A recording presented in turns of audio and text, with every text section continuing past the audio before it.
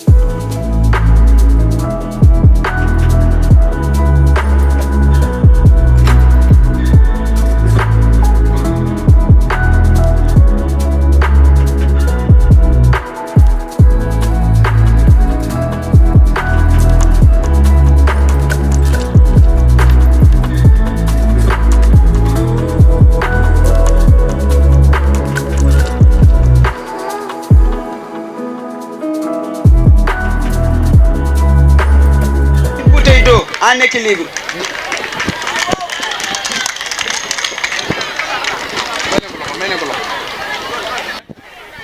Et 3 bâtons de même taille. Qu'est-ce que vous allez faire d'abord?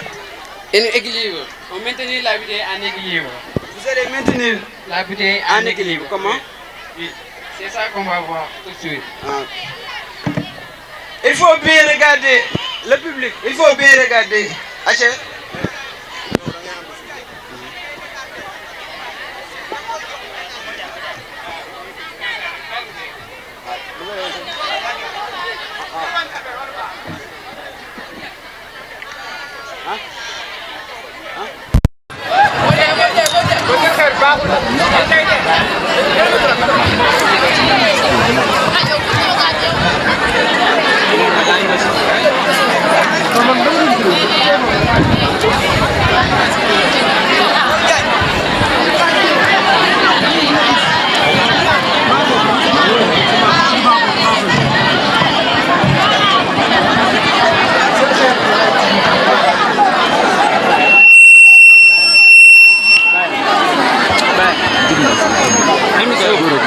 Góor kay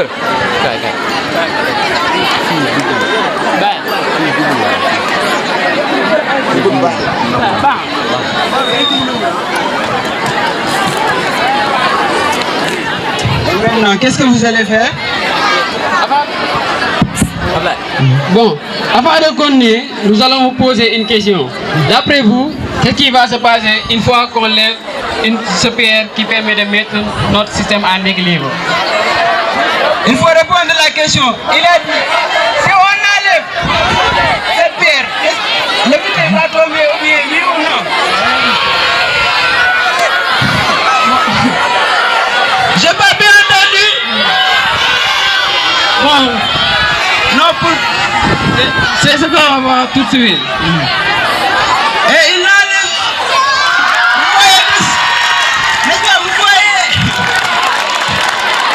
Maintenant, vous pouvez expliquer cette expérience. Comment vous avez fait ceci? C'est vraiment vous tous en train de poser la question comment est-ce possible. Mais je vais laisser mon camarade vous expliquer. Aïcha Bassirou, à vous l'honneur. Merci à tous. Maintenant, je vais essayer d'expliquer pourquoi le bouteille ne tombe pas. Si on prend le système comme la bouteille, on aura 3 forces. La tension T1, la tension T2 et le poids. Et pouvez-vous nous montrer l'emplacement des forces plus précisément? La tension T1, la tension T2 et le poids. Tel que la tension T1 est égale à la tension T2. Et dans les conditions d'équilibre, on aura T1 plus T2 plus P égale T1 vecteur plus T2 vecteur plus P égale vecteur nul. Comment s'appelle cette relation? Cette relation s'appelle la condition d'équilibre. C'est ça qui permet de maintenir notre expérience, notre système en équilibre.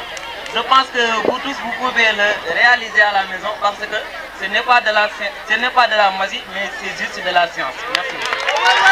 C'est une chaîne de référence Canal Actu moo wuy turam ci wàllu actualité en temps réel bu ngeen bëggatee xibaar bu wóor xibaar yu nu saytu ba mu leer nañ ngeen di ko am en temps réel maaw leen gaaw ngeen abonné bës leen cloche bi su ko defee ngeen doon membre ba faw ak Canal Actu ay xibaar yu nu saytu